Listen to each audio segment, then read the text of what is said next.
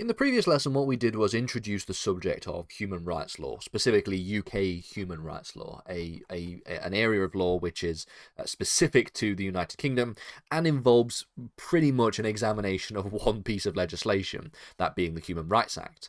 This lesson is going to talk a little bit more about human rights as applied to the United Kingdom.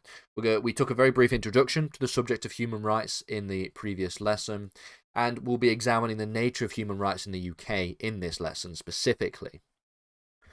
So, essentially, we can understand that the way in which human rights works and operates in the United Kingdom is actually quite different to the way it operates in a number of other parts of the world. We have, for example, civil law traditions in Europe, where there is a distinction with how human rights operates, but you also have places like the United States where human rights is a little bit of has a different application, and that's partly owing to, firstly, the common law jurisdiction of the United Kingdom, or at least of England and Wales, compared that to the civil law jurisdictions of Europe, but also the constitutional nature of the United Kingdom compared that to the constitutional nature of the United States. Most states around the world will have entrenched human rights provisions which are found in some kind of Bill of Rights instrument. So the US, for example, has a codified constitution where we have higher law that is represented and entrenched as part of a relatively difficult amendment procedure within the United States. And as a result of which it is difficult to change the law of the US Constitution. In addition to this, the US Constitution involves and has within it a Bill of Rights. It has 10 amendments to the US Constitution which represents the Bill of Rights, which are just as difficult to amend and to change as the Constitution proper within the US. So the result of which is you have quite strong human rights, or at least quite strong civil liberties in the United States, in such a way as if there was legislation that was passed by Congress, for example, that was contradictory to some of the fundamental rights and liberties of the US Constitution, then the US Supreme Court would strike that down as unconstitutional. And the US Supreme Court seems to act as a way to try and uphold civil liberties in the United States. The UK, however, is a bit different because the UK doesn't have a codified constitution. It means that the constitution in the UK is not written down in one place. We don't have this idea of entrenchment of law. We don't have this idea of higher law that is compared that to the statutory provisions that are passed by Parliament, because also we have the fact that Parliament is sovereign. And so as a result of which, the result of this uncodified nature means that UK human rights law comes from a variety of different sources.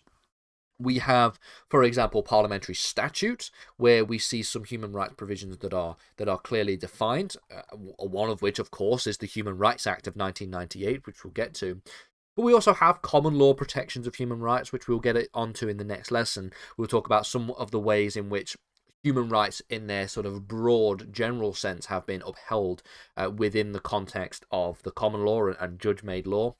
And ultimately, of course, you have the interaction between the two, because the common law is important, and judges and the judiciary is a very important institution in the sense that it interprets and upholds the statutes that are passed by Parliament. So not only do we have parliamentary statute in the sense of we have things like the Freedom of Information Act and like the Human Rights Act, but you also have interpretations of those provisions which are applied by the common law through judges and through courts.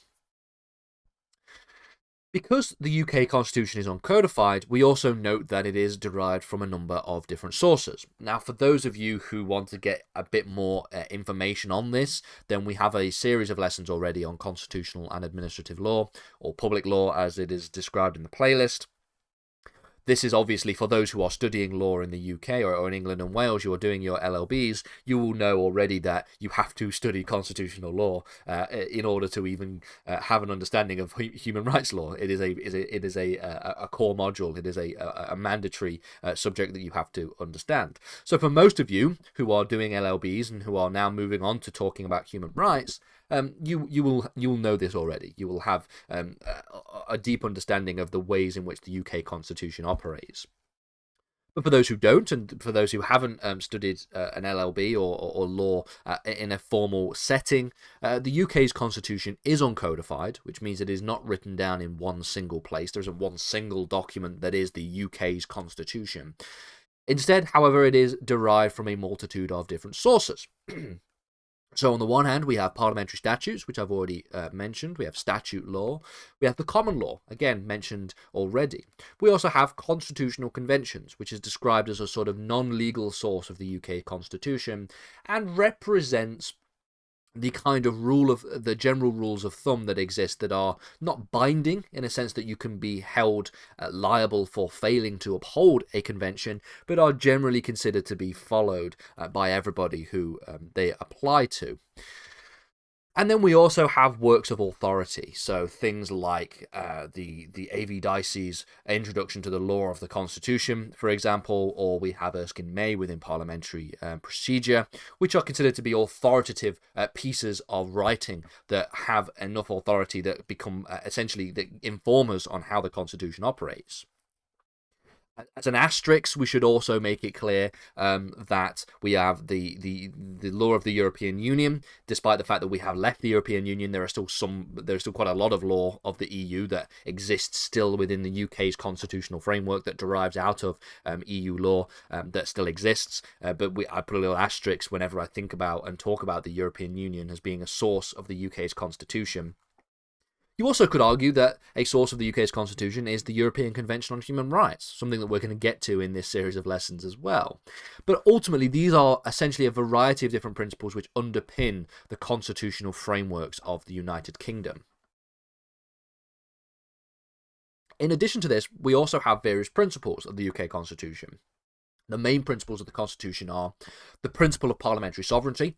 This tells us that Parliament is the supreme legislative lawmaking authority within the United Kingdom. No other lawmaking body is able to pass law which would then make parliamentary statutes subordinate.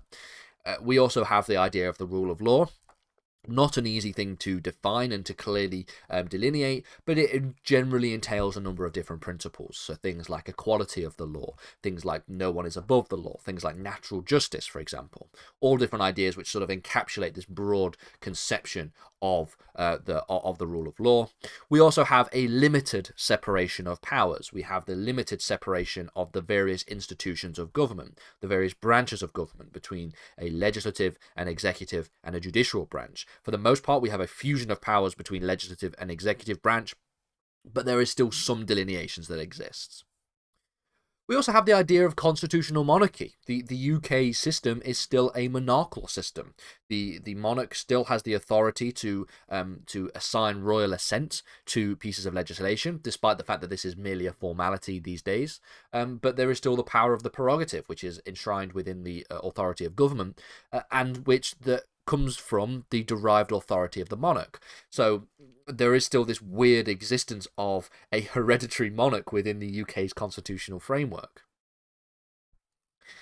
In relation to how some of these principles pertain to human rights, because we are doing human rights, the principle of parliamentary sovereignty states that ultimately Parliament has the absolute authority to make and unmake any law they so choose, they so please, okay?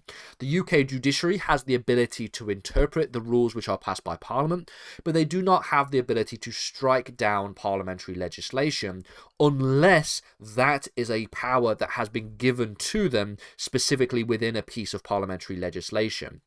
So one of the things that we're going to get to when we look at the procedural mechanisms of the Human Rights Act is this idea of a declaration of incompatibility. Now, this does not necessarily give the courts the authority to strike down parliamentary legislation, but it does have the ability to give courts the authority to declare that a piece of legislation is incompatible with the Human Rights Act, and then it is up to Parliament to rectify that situation. Now, often it is the case that where there is a piece of legislation which is incompatible with the Human Rights Act, it is often the case that Parliament will make amendments to that piece of legislation to ensure that there is compatibility. But there are also ways in which government action can be challenged by reference to the Human Rights Act. So we'll get to all of this when we look at the procedural mechanisms of the Human Rights Act and how it actually operates within the UK's judicial framework.